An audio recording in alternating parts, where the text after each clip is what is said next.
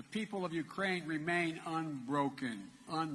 U.S. President Joe Biden on Wednesday ended this week's NATO summit in Lithuania with a vow of unwavering support for Ukraine and a promise of the military alliance's unity in the face of Russian President Vladimir Putin's aggression. When Putin and his craven lust for land and power unleashed his brutal war on Ukraine, he was betting NATO would break apart. We will not waver. We will not waver. I mean that. Our commitment to Ukraine will not weaken. We will stand for liberty and freedom today, tomorrow, and for as long as it takes. Ukrainian President Volodymyr Zelensky joined leaders of the world's most powerful military bloc. Ahead of meetings Wednesday, he'd argued emphatically his nation needed membership in the alliance. For that, though, he will have to wait. NATO members, including the United States, said that Ukraine could not join NATO in the midst of a war, but that it could win membership once the fighting was resolved. I look forward to the day when we're having the meeting celebrating your official membership in NATO. Thank you so much for this help.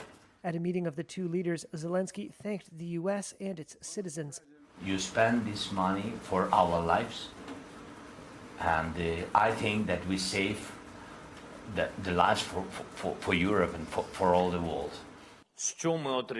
At a press conference, Zelensky called the summit positive, saying it was unambiguous that Ukraine will one day be in NATO, and he's leaving with more than pledges. Zelensky thanked German Chancellor Olaf Scholz for supplying additional launchers and missiles for the Patriot air defense system.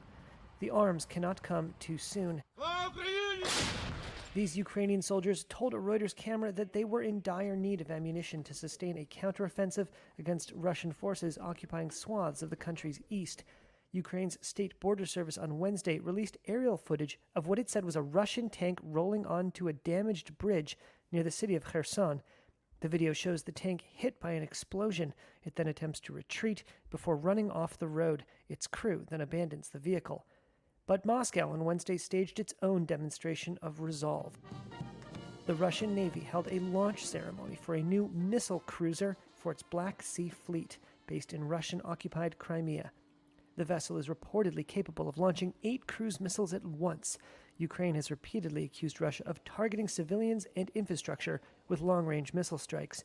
Russia's foreign ministry said on Wednesday the NATO summit showed the Western alliance turning to what it called Cold War schemes, and pledged that Moscow would, quote, continue to strengthen the country's military organization and defense system.